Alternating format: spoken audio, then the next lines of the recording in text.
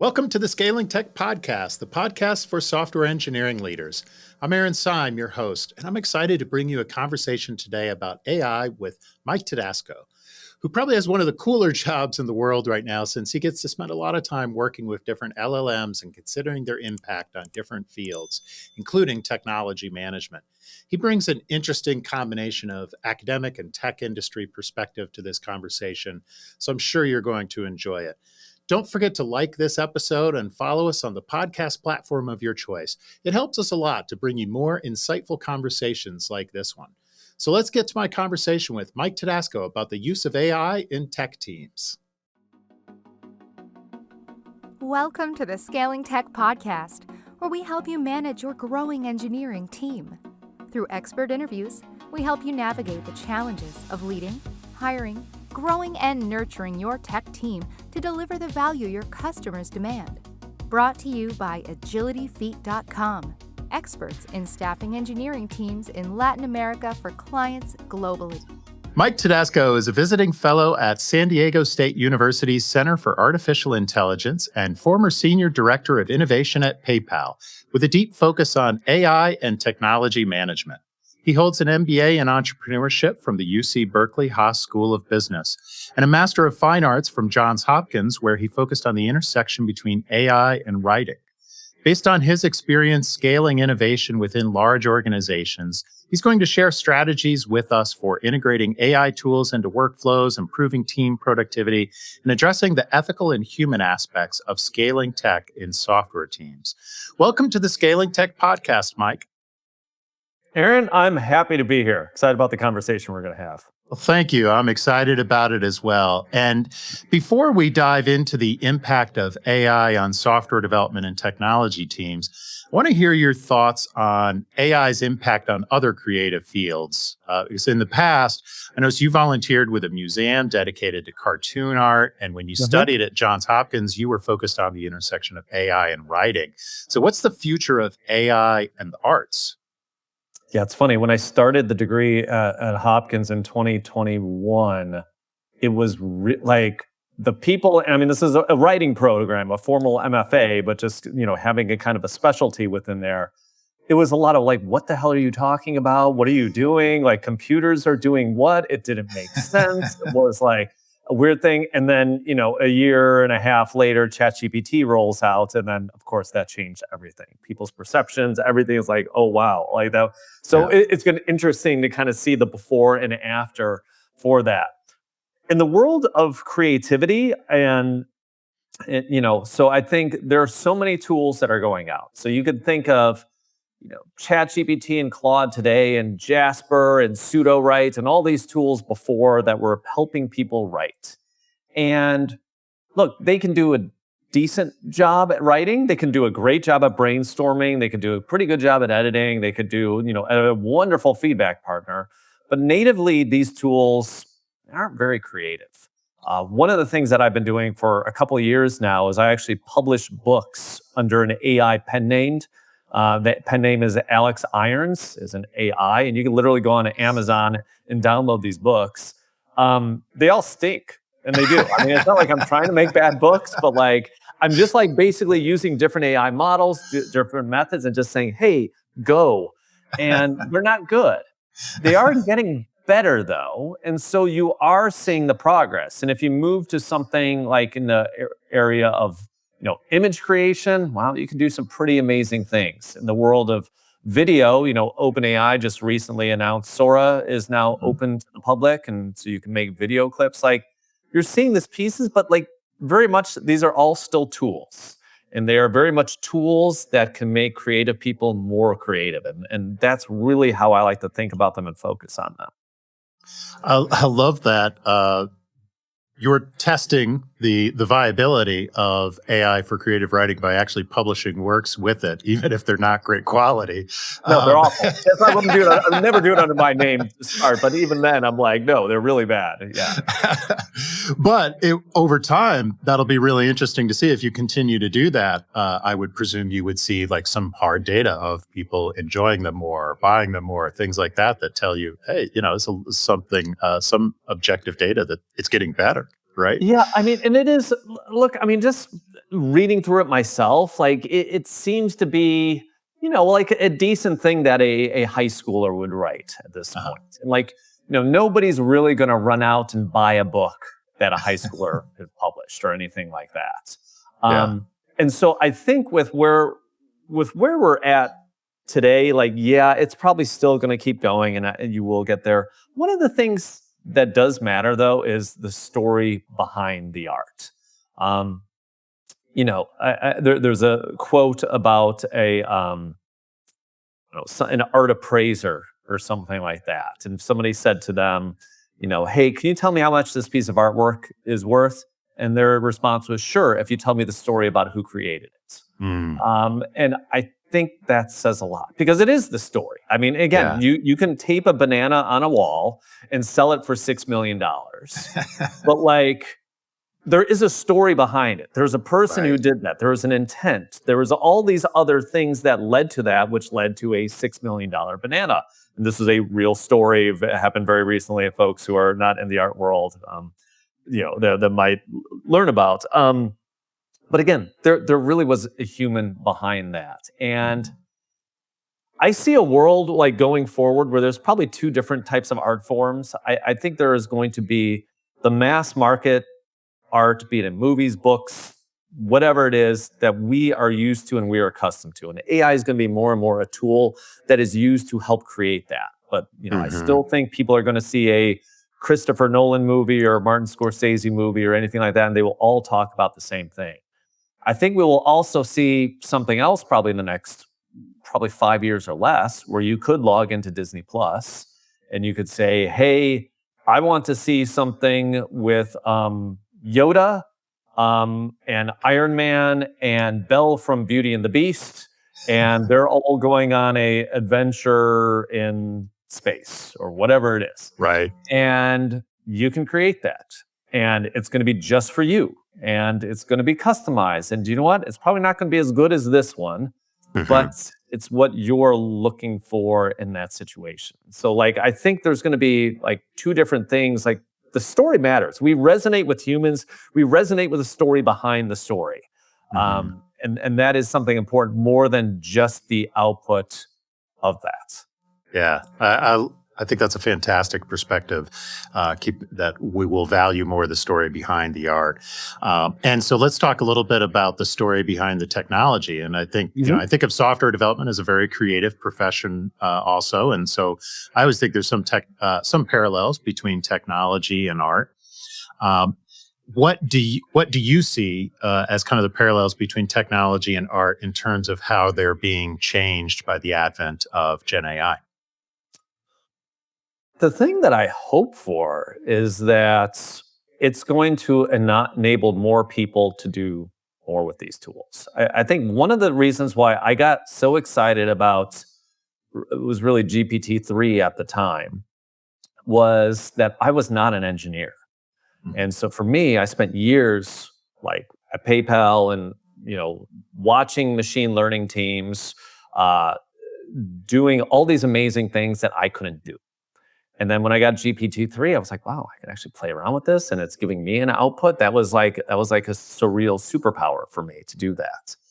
And so on the technology side, what I think you're having is not dissimilar from, having an iPhone in every pocket potentially makes everyone a photographer. Right. Having a large language model running on every computer or in every browser makes everyone a potential engineer. Mm. And I think we're just starting to see what that's going to mean. Um, if you wanted an app to sit on your phone that would, you know, had a timer go off every evening at 6 o'clock to play a certain song, to do this and this and this, and then log something and all that. Like, it's fairly complicated to do that, and you'd almost be an engineer and need to really know Zapier or something like that to do something that has a lot of moving pieces. That is literally a one of one, something that you only want. But we're entering a world with these tools, with Bolt, with Cursor, with these engineering tools where, frankly, I think anybody's going to be able to create whatever they want, and it's going to be seamless. Yeah. People are going to be creating apps, and they're not even going to know it or realize it going forward. And so I think that is the future of technology. And again, I think it parallels what some of the things that we've seen in art, where again, like having this device means that everybody has a camera. I mean, they're using iPhones in movies to actually shoot feature-length films and so forth. Like the technology is amazing in there, but it doesn't mean that everyone's making movies. There's still work. There's still all this that goes behind it as well. Yeah, absolutely. So tell us a little bit more about your work and how you got into this. I mean, you have a bit of a dream job getting to keep up with all of the Gen AIs and play with them, right? So Yeah. How did you get into this? My life for the past almost 10 years has been a series of dream jobs, dare I say. I hate up, but that is after 15 years before that of definitely not dream jobs. So, but just kind of doing the work and everything. It probably started when I got an opportunity to run innovation at PayPal, which was the first dream job I had. It was so much fun. It was just constantly looking and working on new and emerging technologies and seeing what I could do within that space, building a culture of innovation at the company, and just experimenting, just trying stuff and seeing what's interesting, seeing what's exciting, and just going out there and just with very little budgets, with very little resources, just trying to figure stuff out. And I did that for 6 years, and I loved every single moment of it. But after 6 years, everybody's time comes at some point, and it was time for me to kind of look at other things. And fast forward to 2022, I had left PayPal, was just going to kind of take the summer off, frankly, and it was actually driving me how little people were talking about AI. It drove me crazy how little people were talking about AI stuff. So that August, I was, finally put all my thoughts together. I'm like, I need to just start writing about this. And the first article I wrote was the one technology that everyone should be freaking out about. And just because seeing what was happening with DALL-E 2 was just launched. There was amazing things happening with GPT-3. All of this was just pointing to my gosh, this is a paradigm shift that we're starting to see. So I just started writing and writing and writing about that. And that got me a little bit more involved in the space. AI Center, somebody I know from one reached out and said hey, see your writings, you want to help us here? That's how I got involved with San Diego State. But there was never a plan. There was never a plan for any of these things. It just kind of all falls in place. And a lot of times in life, you got to just sort of do stuff for free.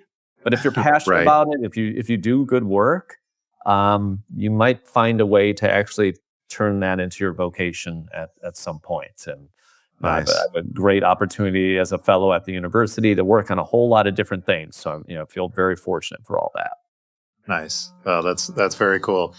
Well, in your writings, one of the things that you've said is that AI is a poisoned brand. And I'd love to hear you explain a little bit more about that. Yeah. So, Aaron, this is something I've been thinking out about a lot about. It's real interesting. If you look almost at surveys by country, and this is more something in the United States. If you look at countries like Japan and what their opinions are about AI, it's extremely positive.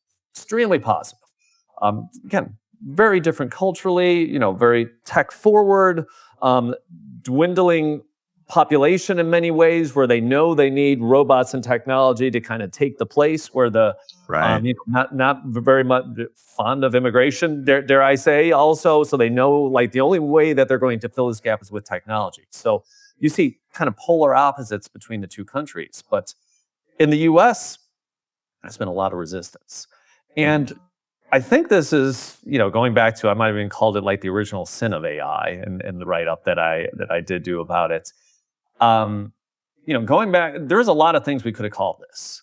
And, so if you go back to Dartmouth, where the researchers who are working on whatever this machine intelligence, whatever you want to call it, so, at the time when they all met, spent a summer together and kind of worked through these things, there's a dozen different things that they could have chose.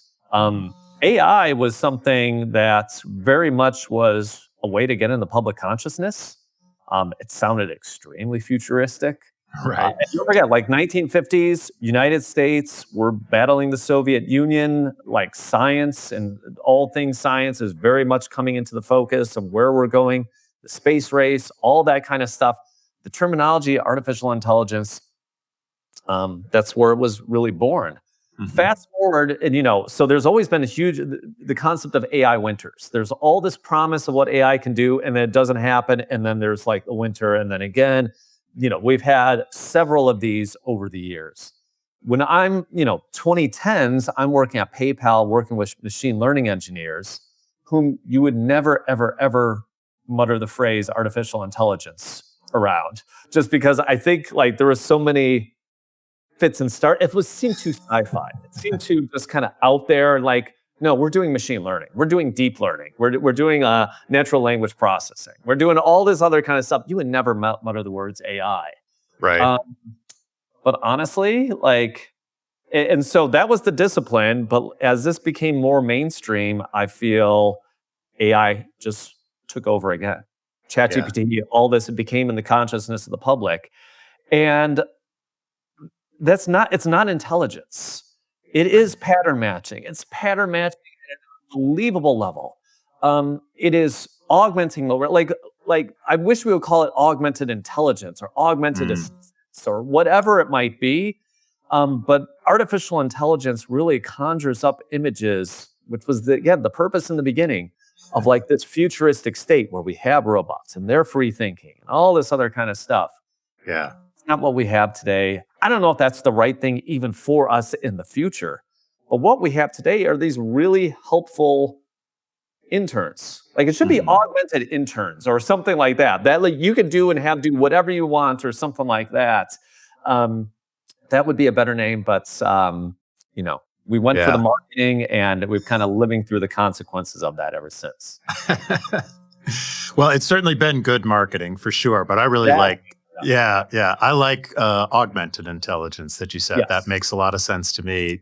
Even Apple rebranded it to Apple Intelligence. I'm like, that's totally better. Like, that was really smart marketing. Yeah, I think that makes sense. Absolutely. Yeah. No, that makes sense. And we've been certainly in the, AI research field over the decades. There have certainly been hype cycles and predictions that weren't met.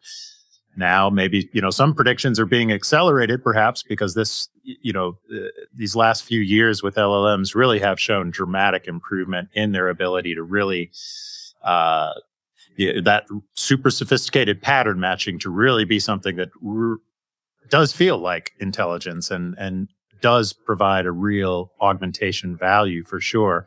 But then I'm curious too, because there's also, some people saying, well, we might be leveling off for a little bit right now, that, maybe we're about to or in a plateau right now of how much more dramatic increase we can get using the current technologies anyways.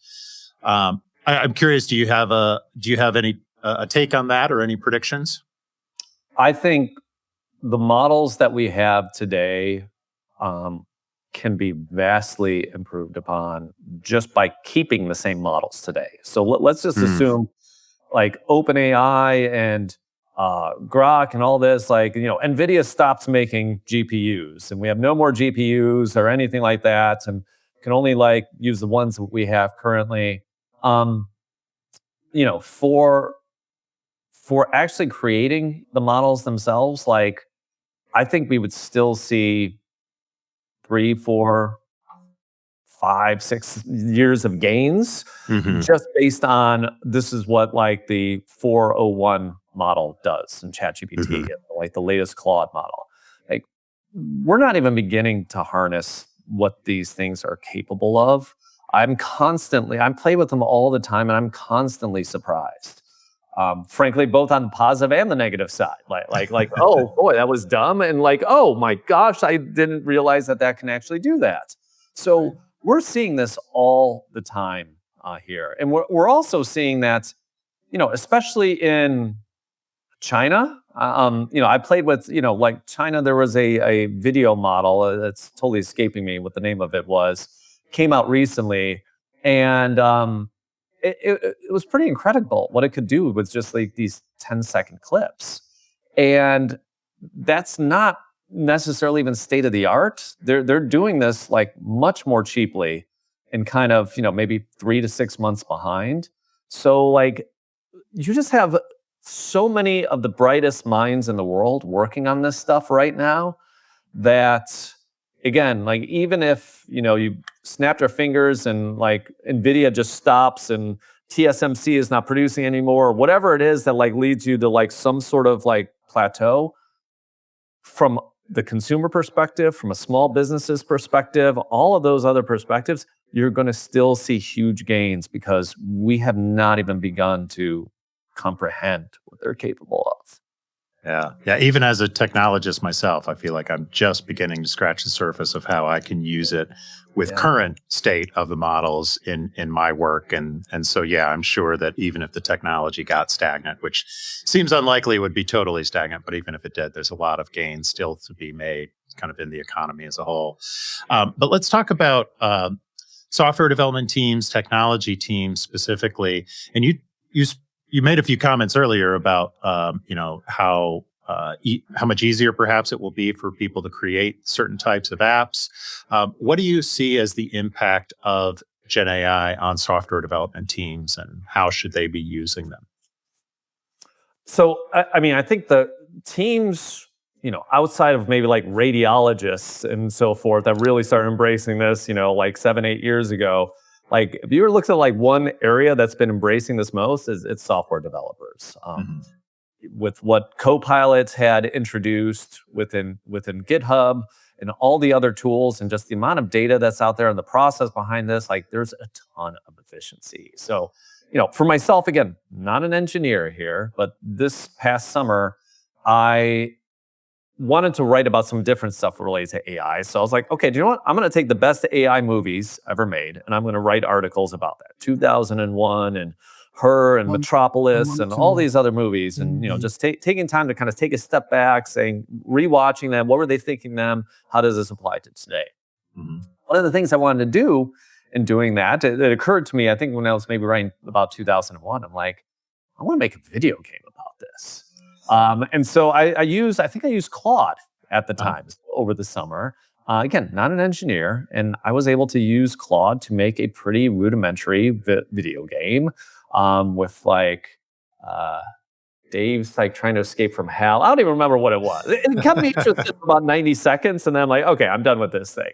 Right. It had all the features of that, and again, like, that was incredibly awesome. And I could share that. And I could actually like spread that around. And like it even helped me. So I uploaded it to GitHub. And so like anybody can play this thing now. And I did that with all of these things I was working on. I'm like, that's just a really interesting, different, creative way, as we were kind of talking about before, for anybody to be a software engineer. So if you're an engineering team today, look, if you're not using these tools, you need to be. Just full stop. And I think you just have to look at this as a way to completely up-level everything that you're doing.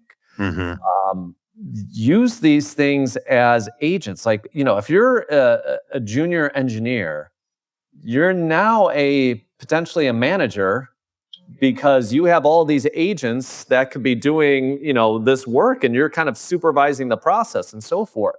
What I tell people like who are getting CS or engineering degrees, I think the value of knowing a language is probably going to be lessened than it was before. But the value of thinking like an engineer and knowing the process and knowing all of those things that are really important and really valuable, that is actually going to be heightened in this future. Actually knowing the code itself, it's probably nice to know. It's probably good to know one language at least. Right. But you could do so much of this in English, and you could just figure out the processes. Like that's the stuff that is really going to matter going forward. I want to take a moment to tell you about our sponsor, WebRTC Ventures. At WebRTC Ventures, our teams are experts in building live video into your web or mobile applications. We've literally built hundreds of them. We have over a decade of experience using both open source and commercial media servers in a wide range of industries, including telehealth, edtech, broadcasting, and more. We also publish a lot of helpful tips and industry interviews. on our website and our YouTube channel. So be sure to check out webrtc.ventures, and we can help you build, scale, and deploy your video solution. That makes a lot of sense to me. I agree completely. And it makes me think of, what you said earlier about now, having an iPhone in our pocket, people can make some high quality video and photos, but if they don't know how to think like a filmmaker, they're still not going to make something particularly good, right? Yes.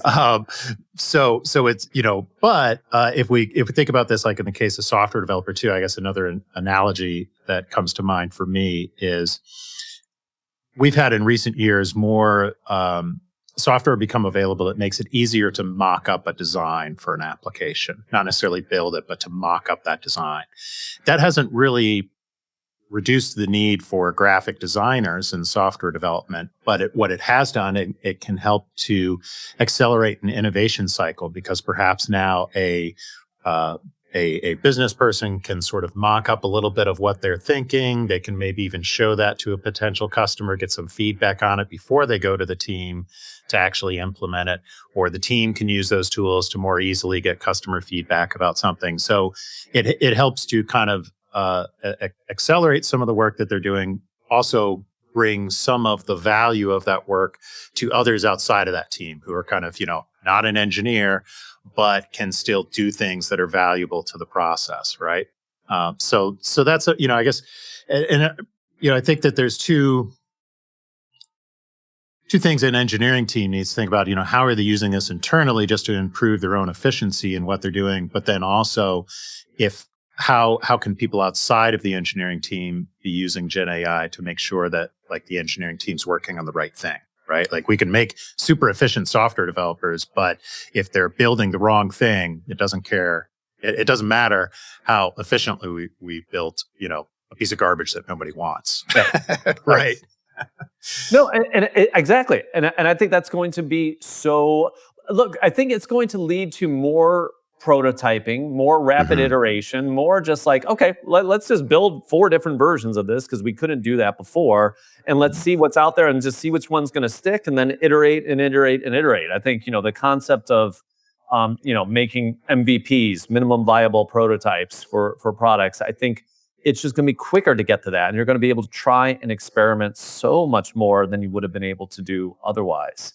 Any engineering team out there always had a backlog, always had this backlog, all this crazy stuff. Like, maybe we'll get to this someday. Like here's the thing, like maybe you actually start to get to those things. So maybe you can actually start to try more. You can start to experiment more and like get deeper into that versus just to have all of these things in the backlog. Like, we'll push that off to 2025. That's going to be 2026. Like, you're going to be able to potentially do that stuff now. And that is what's really, really exciting. It's again, it's not saying that your engineering jobs are not going away. They are not going away. That is not going to change. But like what an engineering job is going to evolve, just as all jobs evolve. Just as what it meant to be a software engineer today is very different than what it meant to be a software engineer 30 years ago. Mm-hmm. So from your perspective, then you don't see this being kind of a replacement for software development or engineers as a role, but more about changing how we work or maybe the quantity of work that we can get done. Yeah, I wrote about this as well. It's called the history, the illusion of history, basically. Or no, I'm getting it wrong. Let me describe it. It'll come to me. So everyone thinks that who they are today is the perfect iteration of themselves, like the music that you listen to, the beliefs that you have, all this other kind of stuff. You view yourself as the idealized version that you can possibly be. And if I asked you, 10 years ago, you used to believe this. You voted for this. You did this. You did all that. You used to think of this, blah, blah, blah, blah, blah. You'd be like, yeah, I was an idiot back then. Here's the reality. That changes all through our lives. Right. That never actually goes away. at any point. Like we always, it's not just like, oh, when you're in your 20s, you think you're an idiot. But no, it's when you're 40s, you're like, oh yeah, like I don't know, I changed with that. But we always think that what we are today is the perfect version of ourselves. And that's not true. And the exact same things apply to our job. We think that our jobs today are the perfect version of what our jobs are going to be going forward, when in reality, that was never true in the past either. What you do today, whether you're a software engineer or you are, you are working and you own a small plumbing business or whatever it might be, it's changed. It has changed like tremendously. And it's just hard for us to actually realize that. So that is what's going to happen for all of these jobs. Like, will some go away? Potentially. But again, like I point back to, I talked about radiologists before. 10 years ago, it was common knowledge that, AI was going to destroy radiology, and that there was going to be no radiologist jobs out there looking forward to the future. And that's not the case. There are more radiologists today, and they actually use AI tools more than other medical professions. I actually looked this up. If you actually look at which AI things were approved by, I think, the FDA, or I don't know what branch it was, there's more for the field of radiology than anything else. So it changed. Their jobs evolved. And that can be scary for people. Don't get me wrong. It's not saying that it's not scary, but that is it's going to lead us to a very different place than where we're at today.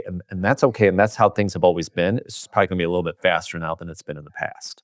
Yeah. Now, I remember sitting in some talks a number of years ago. I don't remember exactly when, where they were predicting exactly that radiologists would go away. And I remember sitting there thinking, wow, yeah, that's definitely going to be the case. That makes total sense. Well, I was an idiot then. Right? I was wrong, as most of us were thinking that, right? And so, yeah, some of the maybe more sensational predictions that are made about how AI is going to replace jobs. Now, I think it's definitely more about augmentation, and I think software engineering, definitely that's true. But for our listeners, a lot of our listeners are engineering managers, and so I'm sure that they're already doing this in their teams to some degree. But at the same time, maybe not enough, maybe not thinking boldly enough about how they should use Gen AI in their work and encourage their teams to use it. So, given kind of your experience with, as senior director of innovation at PayPal, and being as knowledgeable as you are around Gen AI in general, like how would you encourage an engineering manager listening this to inspire their team to go a little bit, maybe out of the box or experiment with things? Like how do you go about encouraging that sort of innovation in a team? Yeah, no, Aaron, I love this question, and there was a parallel to something I actually did with one of my teams at PayPal. It wasn't an engineering team; it was a more of like a PMO team. It's more what the function was, but like the principle still holds. If you're an engineering manager, and let's just say you have a team of 10, and you want your engineers to use these tools more, they're not really sure. The first thing you gotta do is make sure they got access to it, like whatever it is. Copilot, Cursor, well, whatever it is, just kind of say, hey, do you know what? Get your boss $20 a month, whatever the heck it's going to cost, expense it, say, hey, boss, I'm going to do this as a 1-month pilot. I'm going to see how successful it is, and we're going to see if we're going to spend this going forward. The amount of money engineers make, there should be no-brainers to spend the money on this software, but you could work through it. But like, you at least got to do this for a month, at least as an experiment. So assuming then everybody has the tools, that's approved by, IT and compliance and security and all that other kind of stuff. We'll assume you get past that. What you do is a couple things. First, set up a separate Slack channel or whatever it is that your team uses, where they can share best practices and what they're learning from using these tools. It should be dedicated to nothing but that. You as a manager, you should be doing it too. Like, let's just say you're not even coding. I would hope that every even engineering manager would like spend some time coding. Like, just do it at night then. Do it on weekends. Do it on whatever other projects that you might have. And just share thoughts, share learnings, ask questions, all that kind of stuff. If you are proactive in there, the rest of your team will actually start to see this as a priority. So set up that Slack channel. And then the other thing that I will do, and this is something that I have done with teams in the past, is that like say you have a weekly staff meeting. So maybe meet 30 minutes every Monday to just kind of talk about the week ahead. In that staff meeting, what I want you to do is I want you to go ahead and cold call on one person every one of those meetings and just say, hey, tell me about how you used one of these, the tool that we have. I want you to give one interesting example to share with the team live in person here in our meeting. What that's going to do is first is going to make your team hate you, but past that, you are then going to basically, you're planting a seed in their brains. And they are now going to be thinking all the time, oh, could I use it for this? Like, I need a good example. What if the boss is going to call on me? Blah, blah, blah, blah, blah. And again, it doesn't have to be, and here's the one thing I would emphasize. It shouldn't be like, yeah, I hit a button and it developed an entire app for me. No. Like little things are good. You want to emphasize little wins, especially in the beginning. So make it small stories. And maybe you volunteer yourself that first week and say, like, this is an example of what I'm looking for from you all. And I'm going to just pick one of you at random, and it has to be from the last week. Do that. And after a month, you're going to see things start to change. On that Slack channel, there's going to be more activity. In those meetings, you might actually have people start to raise their hand, like, whoa, I got something really cool I did over the weekend with this, and I want to share that. And that is going to start to change. Because again, with these tools, like Aaron, as I said in the beginning, we don't even know what they're capable of. The creators of these tools don't know what they're fully capable of.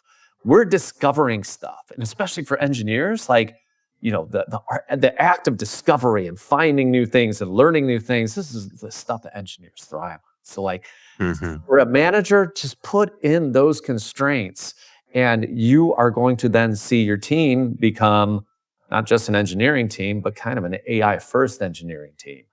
And eventually, that is what we're all going to become. That is be the standard. Yours is going to be getting ahead of the curve by doing that now. Yeah, I love it.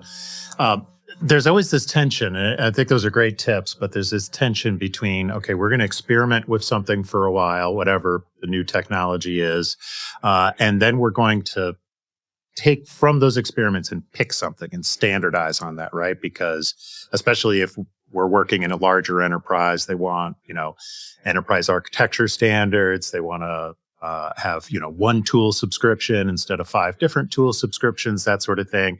And of course, when we're talking about Gen AI and augmenting software developers, there's lots of different models out there, and we may see different, degrees of success with them. Right.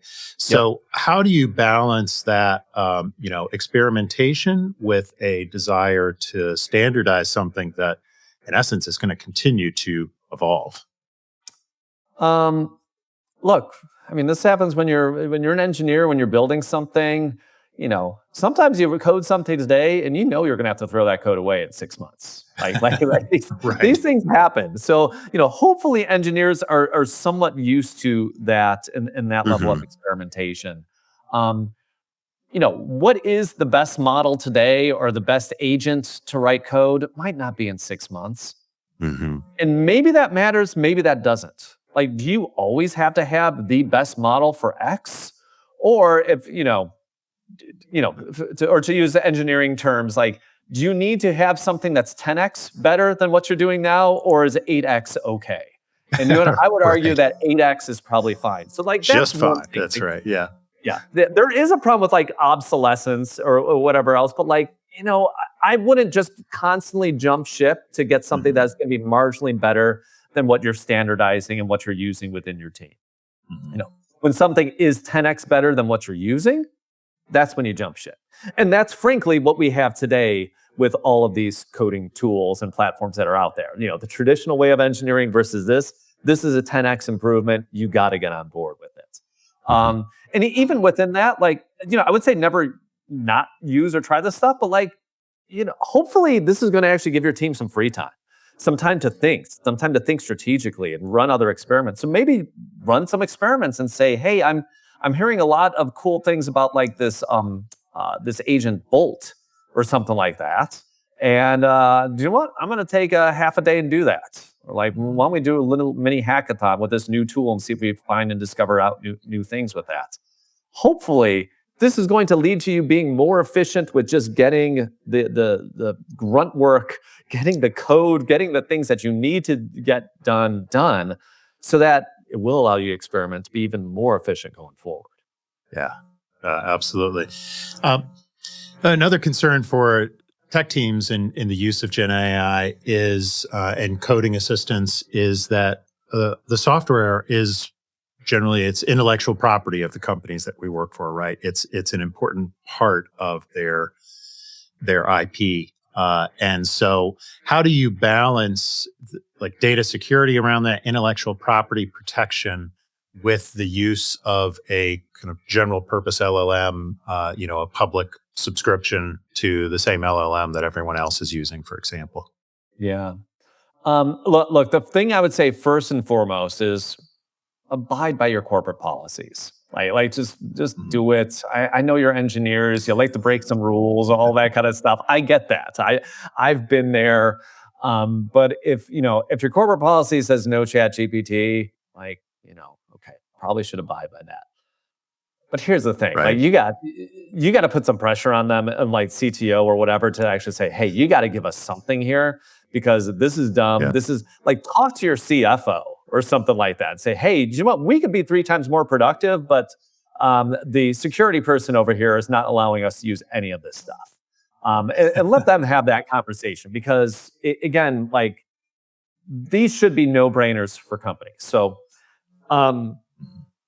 I will say that, but let me talk maybe from the perspective of a small team, like entrepreneur, like 5-team startup, something like that, bunch of engineers, how I would think about that same thing. Because then in that world, you have total control of that. And you don't have to worry about getting fired because you're putting information out there.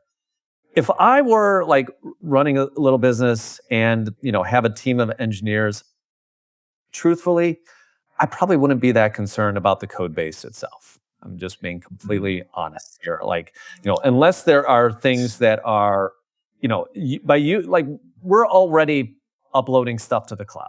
The cloud is owned by Amazon and Microsoft and Google and all the same companies that are basically owning these old same models here. And yeah, there's some separation. But these companies have also said that they are not training their models on what is being uploaded. Samsung, some other companies have kind of said, I don't agree with that. I don't know where the truth is. I do know, like, if you're putting in something today, it's not like it's spitting that same information out to somebody else a week from now. Like, that's not how the training of these models work. Like, that is not how this works. It takes a long time to train these models with new information. I would, you're weighing the risks versus the benefits of that. And so I would always lean towards the sides of like, hey, I think we just need to do this. Now, should I be putting customer information in there? Or should I be putting like social security numbers in there?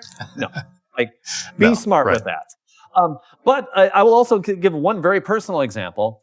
I have a custom GPT that I set up and it has all of my health information in there. I got blood tests. I got everything in this custom GPT that I have set for myself. So I am sharing this information with OpenAI. I've set it to private or whatever. I know, like, they say they can, but could they do something with this? Potentially. But like, I made the strategic decision myself. That's a trade-off I'm willing to make because I actually do feel I get so much benefit by being able to correlate a DEXA scan that I got with some blood tests with this. And then when I say, hey, there's something weird on my leg, what's going on here? It'll actually give me a very personalized answer where I know if I went to Kaiser, it's going to take me a month to get an answer on something like that.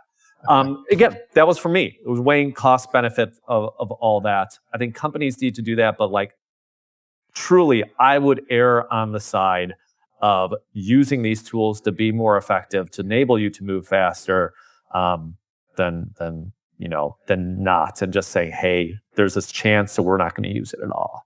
Well, that makes sense. At least on your personal projects, on things that, like health data of yourself, as you described, things that you entirely control and have the decision making around, err on the side of experimentation, because that way what's Totally. worth carrying back to your enterprise and saying, to that security person, let's say, not just, I'm not asking you to, open the gates to everything, but we've done some experiments in a safe environment of this, and we saw this type of improvement. So is there a way that we can make this work in our environment, right? That sort of It, and experimentation. Aaron, that's right. All these companies too, they're setting up corporate plans. So again, if you're Mhm. already within like the Google Suite or Microsoft, they are having some semblance of a firewalled or semi-firewalled version of these tools that is available to you or going to be available to you as part of it. So like the companies know like, hey, that's where the money is. They don't want to run the risk of stealing some data just to be able to make the model 10% better,